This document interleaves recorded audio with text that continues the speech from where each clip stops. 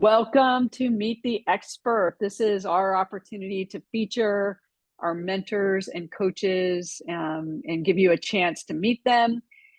These are part of a series of events that we do. We have 2 events coming up that I highly recommend in July. On July 11th, we're going to be teaching you something called the Success Switch, which is a way to flip a switch in your brain, literally and figuratively, so that you get out of negative programming and get into a different program. It's very simple and ridiculously effective. So that's going to be on July 11th. On July 18th, we'll be introducing you to the Conscious Entrepreneur Roadmap, which is a roadmap for success that conscious entrepreneurs can take so that they can grow their business and their impact. So feel free to join us for any of those events. Little background on me. I run a portfolio of companies called Share on Purpose. We have a speculator fund that invests in conscious businesses, and then we create and cultivate our own businesses. There are 5 of those today. Shiftco is number 5. I spend about 50% of my time in Shiftco because I love doing it. And I love doing it because of the success that we're having, but also because of working with people like Merritt.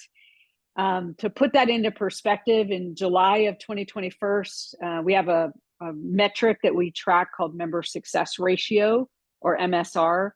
1 year into our founding, 53.4% of our members had doubled their revenue. In December of last year, it's 84.9%.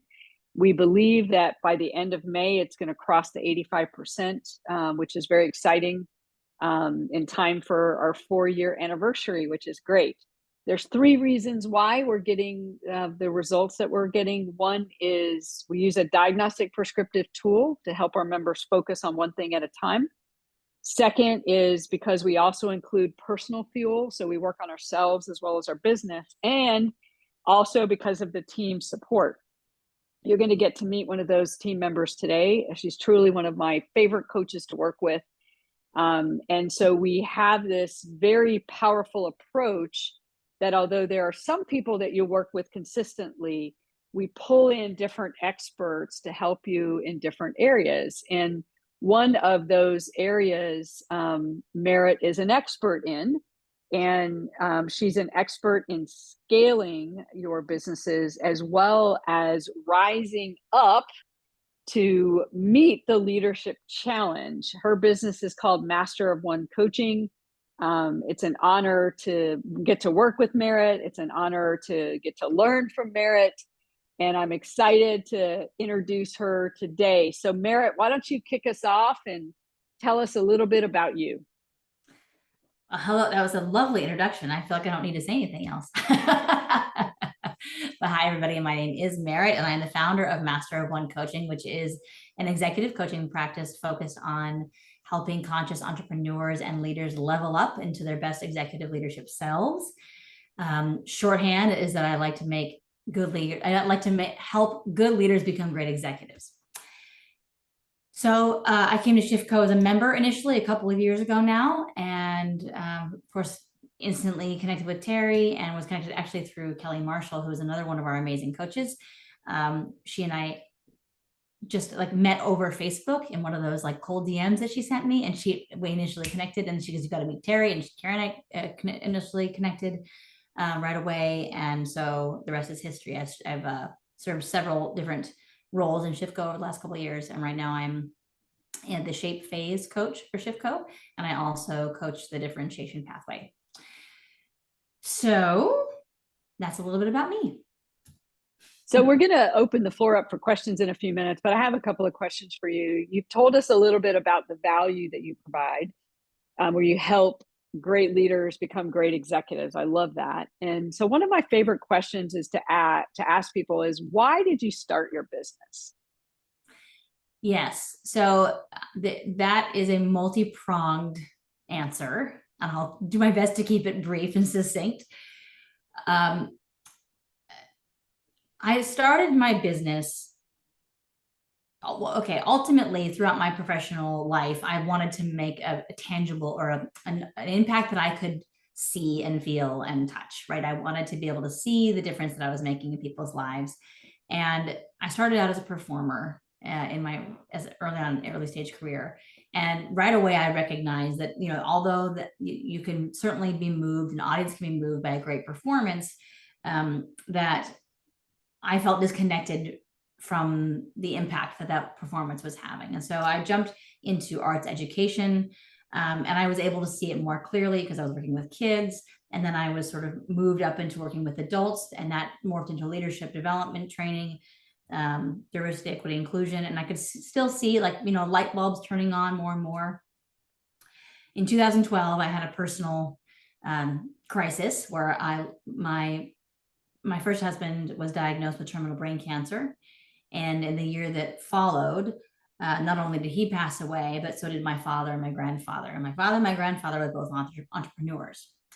And so I had grown up in an entrepreneurial family. It's in my DNA. And I really hadn't come to terms with that. I was still trying to figure out, what I wanted to be when I grew up, when I was 35. And this turning point of my husband, Peter, passing away, which was really brought to a fine point, but the last words he ever wrote and left for me, which were choose well, choose wisely, choose love. I had a hard time up until that point, really feeling like I was the writer of my life, right? The co-author, a co-creator of my life. In that moment with his last words and his leaving us, it came like the switch turned on, and I was like, oh, wait a minute, I get to choose. And I would love to be able to say, like, at that moment, I started my business and the rest is history. No. Not the case. I had 3 little kids, all of whom had some varying degree of special need. And I had to really figure out, first of all, who I wanted to be for them, who I wanted to be for me. And then once I kind of got that figured out a little bit better, and the dust started to settle, then I had the bandwidth to ask that question: what do I want my work to mean in my life? How do I want to choose love in my work? And so I was blessed with several mentors and guides along the way who helped me follow my nose and sort of open some doors for me here and there. And ultimately was presented with this door that opened for coaching. And I was like, I didn't even know that coaching was a thing. I mean, I certainly knew it through performing. There isn't a professional performer alive that doesn't receive coaching on a regular basis, right? I mean, opera singers go every week to a voice lesson, right? And so that's a very normal practice in the arts, and certainly in sports too, of course. It really hadn't occurred to me that it would relate to anything else.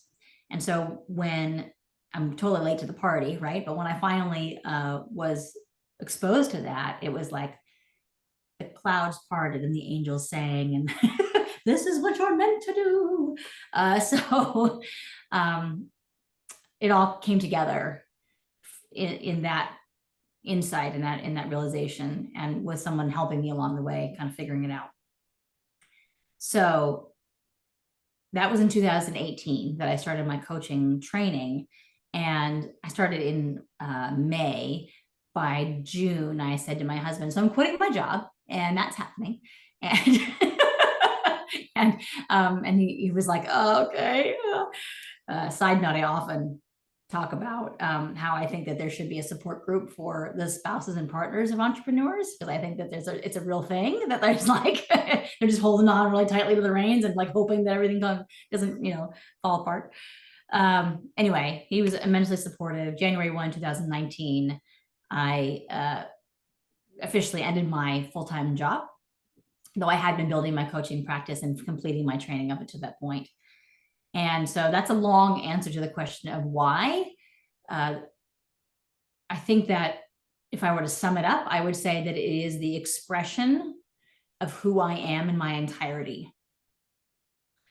The work I love to do, the people I love to do it with, the freedom that I need, not just want, but need, because clearly I'm no good at having a job.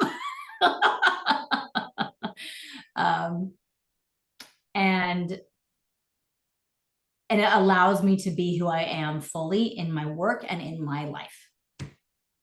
Wow, I didn't even know how somebody could get through that amount of loss, and much less build a business, out of that. I mean, that's a phoenix rising kind of story.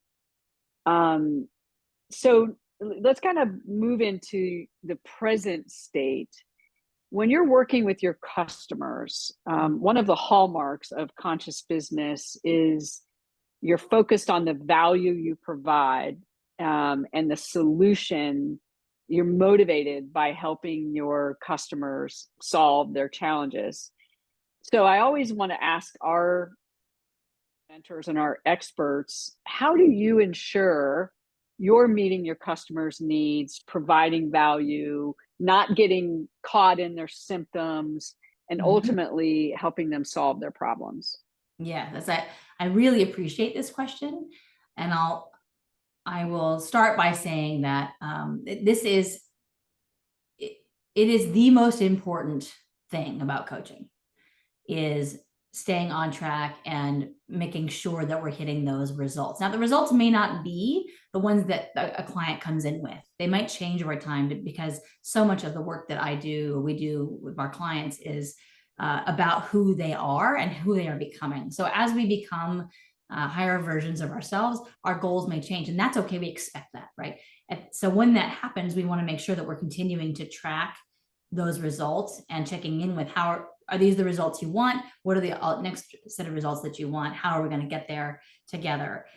There was an article a couple weeks ago in the New York Times about people, giving over the life savings to coaching, and how it's ruined people's lives because they've spent all their money. And just in every industry, there's going to be people who take advantage, people who are suffering, or people who are vulnerable. It's true in every profession you can think of, right?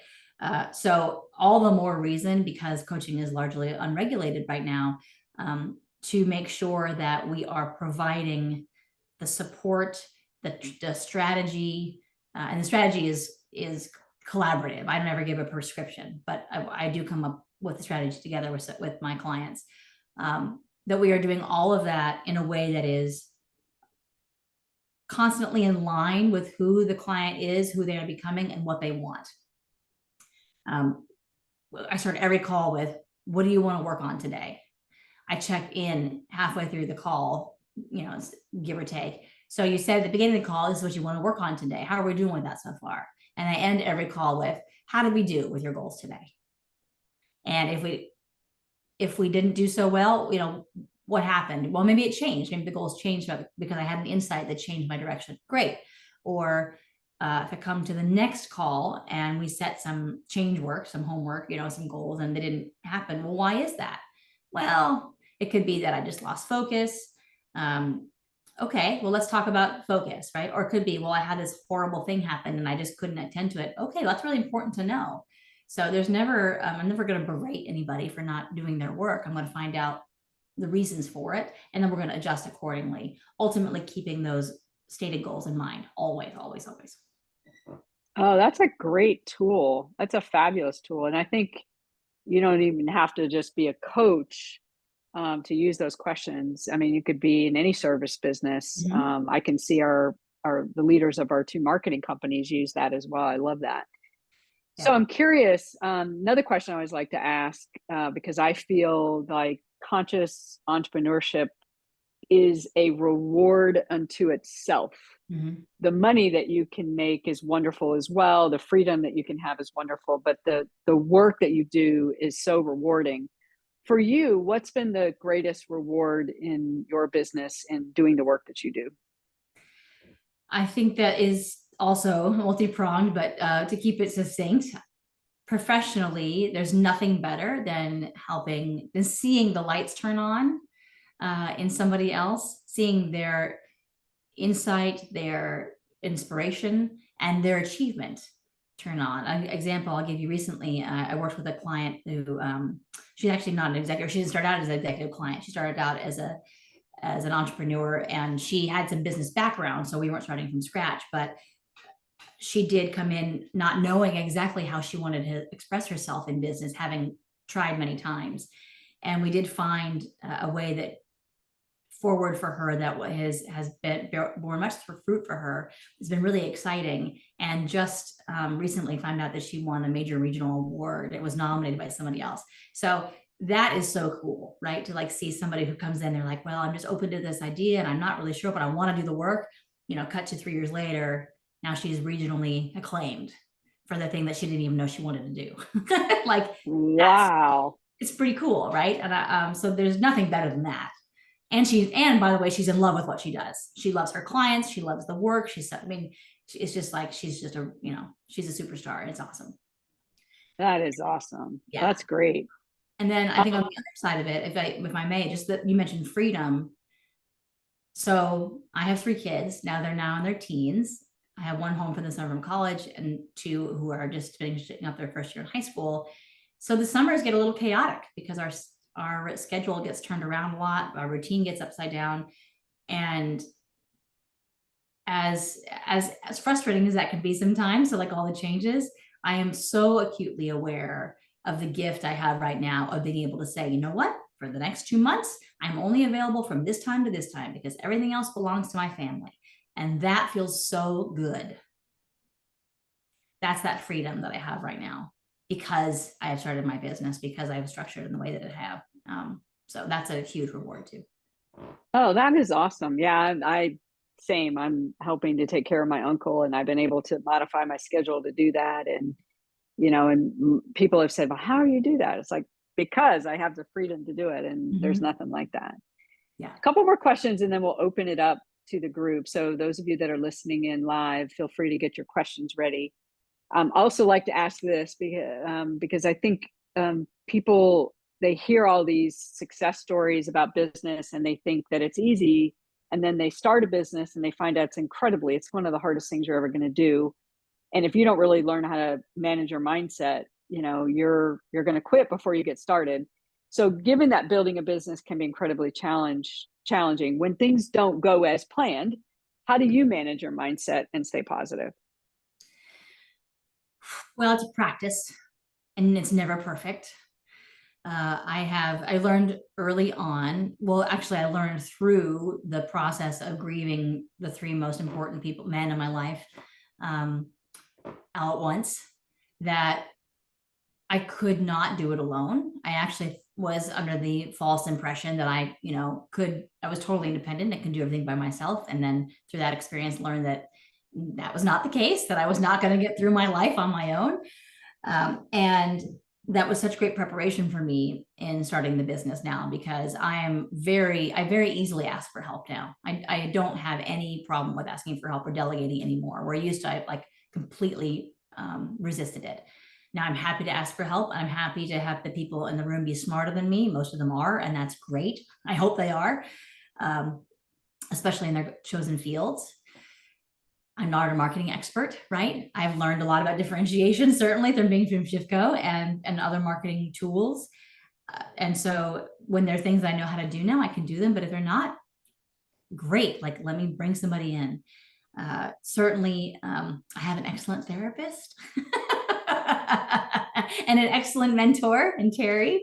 And I have several communities that I belong to of various, like sometimes they're coaching communities, sometimes they're just peer communities, a mom group or a parent group of kids who are adopted, like I've belonged to that kind of community before.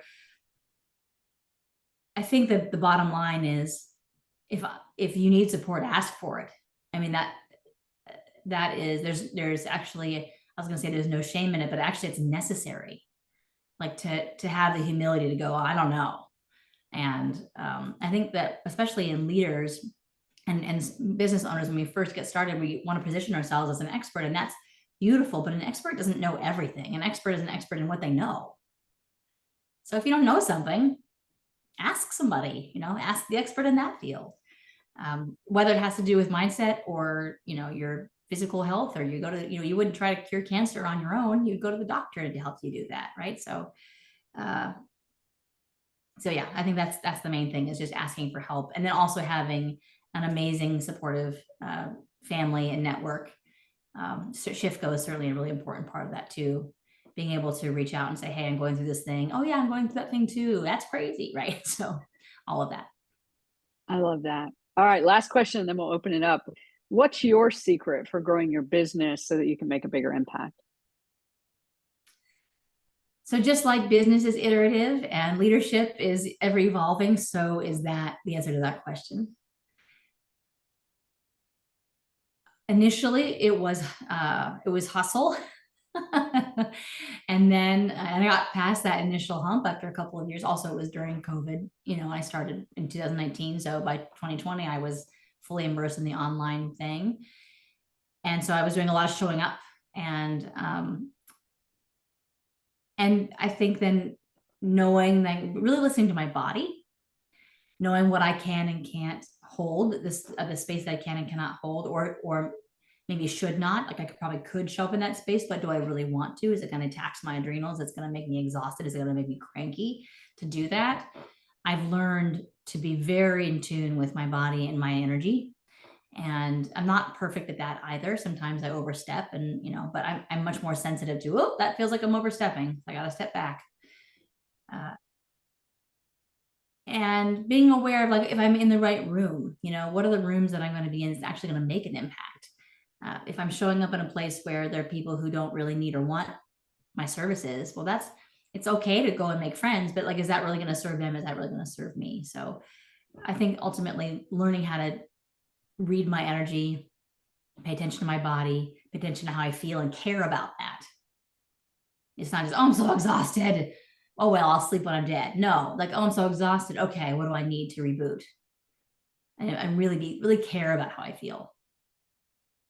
I love that. That's great advice, actually. So, listening to your body and your intuition. Secondly, is, you said it in different ways, but making connections in the place where you're going to meet people that you connect with, as well as will value what you do. Yeah. And then third is being comfortable making changes, like not just sticking to one thing. If something's not working, I also heard you say making changes. Yes. I think that we also get really, especially in early stages, we get very caught up in doing things right, or quote right, or not wanting to mess up, or we have to get a niche down, and we have to, which is true. We want to be focused. And also, if you give it a full try, right, and not wanting to move too quickly, because you want to make sure you see something through before you let it go. But if ultimately it isn't working, to be able to let go and not make it about me, right? Like, I'm not a failure because that didn't happen. That thing failed. That's okay. That's just information. What else can I do to make an impact? What's going to help me help more people, be more of service, and help people understand what it is that I do, so we can make that connection.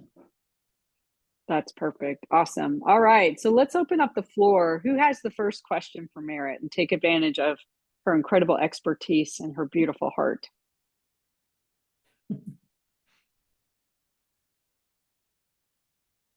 I'll go. Sorry if it's loud in the background too. Gosh, so much. Thank you so much for sharing. I feel like so much of that resonated with me, and I love hearing kind of your progression, going from like that hustle phase to just showing up to then listening to your body. And I feel like I'm horrible at that. Like I think a lot of us can relate as entrepreneurs. You just hustle, and that's what you do. And it's probably a lot of what makes us successful. But giving ourselves permission to like say it's okay to take a break, or my husband always jokes, he's like, you don't have to be sitting at your computer at 8 a.m. and you're just like programmed to do these things. So I guess my question is, do you have any like tools or recommendations or something that we can do with, like, to give ourselves that permission, or to recognize that we're in that phase of it's okay to not do things the right way? And yeah. Yeah, it's such a hard thing, because you wait, especially in the beginning, you want to be successful. You're trying to prove yourself. You're trying to prove it to yourself. You're trying to prove it to the market. You're trying to prove, like, what did I actually take a risk that was worth taking, right? And depending on how big that risk is too, it can be extremely stressful, right? So I wish I had a magic pill for you. I don't. What I would say is that as well, there's a couple pieces. One is that the hustle in the beginning is important, so long as you are covering your needs, right? Once you have your needs covered, that's a moment to then assess, okay, what is it that I want from here? So I would love to be able to tell you, don't worry about it, and you don't need to hustle. And I'm not sure that's true all the time, because if you are in a position where you need to feed your children or yourself, or pay your bills and make sure the lights stay on, or pay other people, right? I was just actually mentioning this yesterday to Terry in a different context. Like Barbara Corcoran talked about, I saw a video about her, and she was like, she likes to kind of keep herself almost over leveraged, or especially she did in the beginning, because it helped her chase the goal. And I think that there is something about that that's very appealing to entrepreneurs, because we like to feel effective. Right? And if we're chasing it, we feel effective. So there is an element of that that's true. If you've taken a loan out, or if you have investors, or if you are just, in the hole credit card wise, or whatever it is that you've done, if you've done any of those things, we need to make ourselves whole in that regard. So I would never say don't do that. At the same time, once your needs are met, then I would start asking the questions about, how am I caring for how I feel? And I don't mean just like feel like I feel sad today, or I feel angry today, or I feel excited today. That's important too. But like, is my body supporting the energy I need to be doing the work I can do today, or I need to do this week? If it's not, what do I need to do to help my body bring the energy in order to accomplish the things I need to do this week?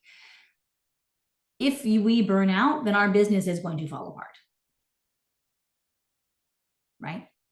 And that gets more and more true the more people we take on, and the more responsibilities we take on, the more clients we take on, the more people we pay. And the responsibilities get greater and greater and heavier and heavier. So if we are in a space where we are constantly on the verge of burnout, or do tip over into burnout, all of those people will suffer, not just us. So it's critically important to keep in tune with how you feel. And that a lot of that is trial and error. So there's no one prescription I can give you like to do that, but I think just paying attention, asking the questions, how do I feel today? Am I up for this challenge today? If I'm not, can I get to be up to this challenge by doing A, B, or C? And if not, then maybe I need to step back and take something off my plate for the moment till I can get there.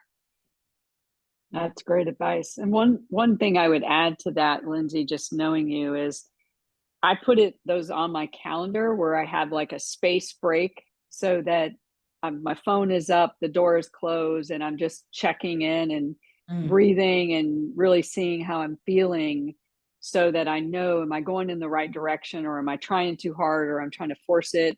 So those space breaks are the way that I operationalize what Merritt just described. Elise, you had your hand up. Oh, go ahead. Yeah, this is great. So Merritt, I'm enjoying, working through differentiation with you, and the interviews have been very, very interesting. And Terry, your guidance about, okay, so great, you were doing this stuff in the world, but how is it actually fitting with what people actually want and are willing to pay for? Right. That's just, I just so appreciate that. So my question for you, Merritt, is, it seems to me that the faster we can find the tribe of people that we could actually help, the sooner we can start to meet our needs and start to build a business.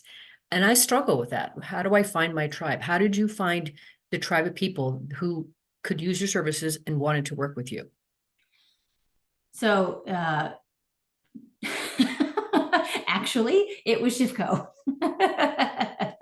And I'm not just saying that.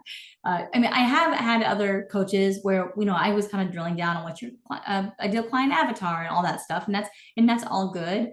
Ultimately, though, it's an alignment of the message that they need to hear in order to understand what it is that I can offer, and aligning myself internally, my energy and how I'm showing up with those people. So and I'm not even manipulating. What I mean is, who do I want to work with? Where do I get when I light up the most, right? When I have the impact that makes me the most excited, like I'm going back to my client that I talked to you earlier about, like that woman is a freaking star. And you know it when she walks into a room. She is the most delightful, the smartest, the most creative, the most hilarious. Like, I just want to be around her. And so when I'm around her, I'm like, oh, how do I get to be around her? How can I help her? Yep. Right. And that was easy. And she saw it too, because luckily she feels the same way about me.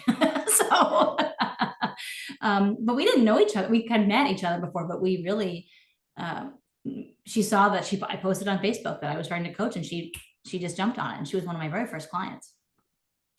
So, I mean, you hear the word authenticity banded around all the time, and it's starting to become like, what does that even mean? What it means at the end of the day is, who do I love being the most, that feels the most true to me? How can I be more of that person? And then naturally, the other people who vibe with you and your authentic self, which means that you're the best version of you, where you feel joyful and when you feel excited and inspired, those people will start showing up the more you be her. Okay. Well, certainly, when I'm out speaking to an audience, invariably, and this is the great thing, let's say there's 100 people in the audience, usually there'll be 5 things that result out of that. So I know that's me being totally me, and they're buying into that energy, that message, et cetera. That's great. So that's my best advertising vehicle so far. Me, my mouth, my presence. Yes. But it's not, that doesn't give me, though, that's the ongoing, necessary recurring revenue that I need. Mm-hmm. So it seems that, what I'm putting into the world, people really like, and they're willing to pay for it. But then I'm having a hard time figuring out, how do I find more of those people, those kinds of people? Yeah. So just from a technical standpoint, when we get through differentiation, which you are in, you'll have better language for the more, I want to say better, but more specific language for that. Mm-hmm. And then I would suggest going through a growth sprint. I'm sorry, what? Going through a growth sprint in Shiftco. Oh, okay, for sure. Yeah. And that will then help you amplify. So take the message and give you a megaphone to then build that brand awareness, because really it just helps you, more people know the fabulousness that is you and the great value you can bring to them.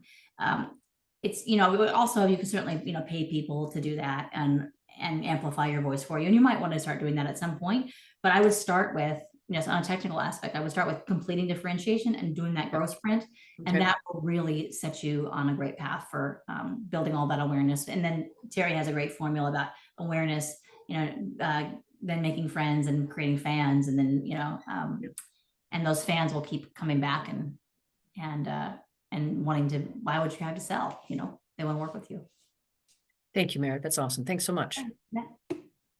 All right, we've got time for one more question. Who has that question?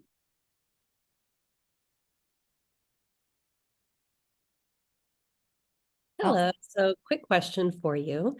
Yeah. And I'd actually love to understand kind of the ethos behind your business is helping leaders to become executives. Mm-hmm. What is the difference between a leader and an executive in your mind? Mm-hmm. It's a great question. So everyone, this is not my quote. This is something that I learned through my training at IPEC, which is the Institute for Professional Excellence in Coaching. The founder of that organization asserts, and I have adopted that into my own practice, that everyone is a leader either by choice or by default. Meaning that we all have impact on the people around us, the world around us, whether we are aware of it or not. Right? We go through the line at the grocery store. If I'm grumpy with a person checking me out, that has an effect on their day. Or if I'm pleasant with them, or if they're pleasant with me or grumpy with me, that has an effect, right? And that may be a small impact or a large impact. If I had come here and I had, maybe I had my pajamas on and I it was sort of like, so what do I want to talk about today? That would be a different conversation than hopefully the one that we're having now. So we all have an impact, whether we're aware of it or not. So that in that way, we are leading our world. We are leading ourselves, consciously or unconsciously. Great leaders, or good leaders, what I like to say is good leaders and great executives. So good leaders are the ones that are working on fine-tuning and cultivating that impact in a way that aligns with their values, right? Hopefully they're holding a vision. They are enrolling other people in that vision. They're getting people excited about it. They are learning that really the best expression of leadership is cultivating other leaders. So they're learning that. A great executive is someone who executes on the vision effectively. I also like to say that I'm on a mission to eradicate executive mediocrity. What I mean by that is that I'm not interested in working with people who are just proliferating a bottom line for the sake of their investors. Don't care about that. That's not my jam. So what I would like to do is bring those good leaders who are excited about a vision, who are excited about making the world a better place in some way, who have a mission outside of them, their own benefit, their own profit, or even the profit of their organization solely, right? They understand that the holistic impact is people, planet, place, and profit. They have a mission to their work, right? They love to cultivate other leaders. And if they become great executives, they can execute that on a tremendous scale. Because it's wonderful to be a leader in your community or a leader in your life. If you have a vision for bigger change, more deeper change, greater change, then you need to be able to execute on that vision. It's not just a dream. It's not just a, come on, everybody, let's go, right? Let's put on a show. Like there's a place for that.